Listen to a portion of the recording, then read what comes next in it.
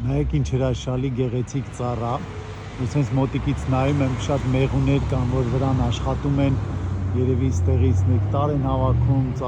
ծաղիկի այդ բաները իրանց մեղրի համար մի խոսքով հավաքում են,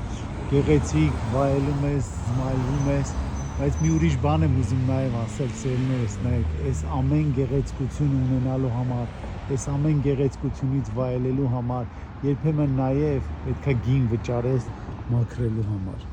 երբեմն այս թափածը, այս կեղտերը, որ եկել է, թափել է, աղբա դարել, այս մեքենան է կեղտոտել, գիտես, էսի մի կյանքի օրինակ է, որ բոլորս ուզում ենք վայելենք գեղեցկությունը, բոլորս ուզում ենք վայելենք հաջողությունները, բայց շատերս չենք սիրում այս գինը վճարենք, մաքրենք, որ այդ գեղեցկության տակը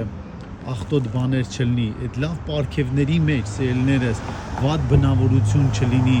հաջողությունների մեջ, վատ հարաբերություններ չլինի, գիտես, եթե ընդեղից զմայլվում ենք, վայելում ենք այս հաջողությունները, այս գեղեցկությունը, այս փառքը, չգիտեմ, բայց արեք սրա մասին էլ չմոռանանք, որ չկեղտոտենք մեր շուրջը, չկեղտոտենք մեր ընկերների հետ հարաբերությունները, չկեղտոտենք ուրիշների հետ